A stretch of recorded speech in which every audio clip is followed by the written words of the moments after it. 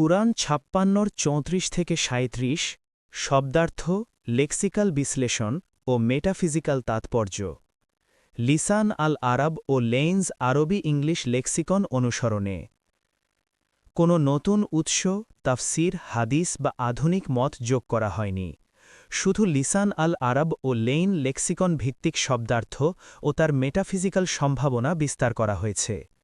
Number ১, কুরআন ৫৬র ৩৪ ওয়া ফুরুশিম মারফু আতিন। Lexical বিশ্লেষণ।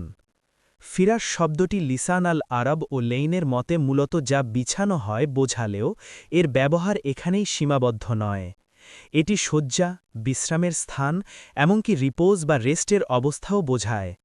এই অর্থগুলো আরবি ভাষায় প্রতিষ্ঠিত, অর্থাৎ ফিরাস কেবল বস্তু নয় বরং একটি কন্ডিশন অফ রেস্ট। মারফু আতুন রুট রাফা থেকে এসেছে, যার অর্থ উঁচু করা, উন্নত করা, সম্মান ও মর্যাদায় উন্নীত করা। লেইন স্পষ্টভাবে উল্লেখ করেন যে রাফা কেবল ভৌত উচ্চতা নয় বরং র্যাঙ্ক ও স্টেটের এলিভেশনও বোঝায়। মেটাফিজিক্যাল তাৎপর্য। এই দুই শব্দ একত্রে এমন একটি চিত্র নির্মাণ করে যা কেবল উঁচু বিছানার বর্ণনা নয় বরং এটি একটি উচ্চতর অস্তিত্বগত অবস্থা যেখানে প্রশান্তি, নিরাপত্তা ও মর্যাদা একসাথে বিদ্যমান। অর্থাৎ এখানে উঁচু বিছানা বলতে এমন একটি অবস্থা বোঝানো হচ্ছে যেখানে অস্তিত্ব নিজেই উন্নীত। নাম্বার ২, কুরআন ৫৬র ৩৫ ইন্না আনশা'না হুন্না ইনশা আন। লেক্সিক্যাল বিশ্লেষণ। নাশা শব্দটি আরবিতে অত্যন্ত গুরুত্বপূর্ণ। লিসান আল আরব ও লেইনের মতে এটি শুধু সৃষ্টি করা নয় বরং উদ্ভূত করা, নতুনভাবে অস্তিত্বে আনাও বোঝায়। এটি সানা টু ম্যানুফ্যাকচার বা খালাকা টু ক্রিয়েট ইন জেনারেলের মতো নয়, বরং এটি এমন সৃষ্টিকে বোঝায় যা একটি নতুন অবস্থা বা স্তর নিয়ে আসে। মেটাফিজিক্যাল তাৎপর্য। এই আয়াতের ভাষা নির্দেশ করে যে আলোচ্য বাস্তবতা কোনো পূর্ববর্তী অবস্থার পুনরুৎপাদন নয় বরং এটি একটি ফ্রেশ অন্টোলজিক্যাল বিগিনিং। পার্থিব অস্তিত্বের ধারাবাহিকতা নয়, নতুনভাবে হওয়া, বিকামিং। এখানে সৃষ্টি মানে কেবল আকার বদল নয় বরং অস্তিত্বের গুণগত রূপান্তর। নাম্বার ৩, কুরআন ৫৬র ৩৬ ফাজআলনা হুন্না আবকারা। লেক্সিক্যাল বিশ্লেষণ।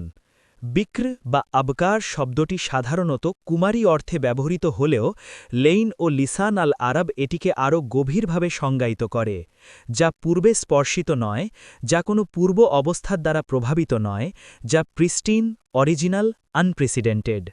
মেটাফিজিক্যাল তাৎপর্য। এই শব্দ এখানে শারীরিক অবস্থা বোঝানোর চেয়ে বেশি কিছু নির্দেশ করে। এটি নির্দেশ করে অস্তিত্বের আদিম নির্মলতা, পূর্ব ইতিহাস বা ক্ষয়ের ছাপবিহীন অবস্থা, এক ধরনের অন্টোলজিক্যাল ইনোসেন্স। এটি নতুন শব্দের চেয়েও গভীর কারণ এখানে নতুনত্বের সাথে যুক্ত হয়েছে অক্ষুণ্ণতা। নাম্বার ৪, কুরআন ৫৬র ৩৭ অরুবান আতরাবান। লেক্সিক্যাল বিশ্লেষণ।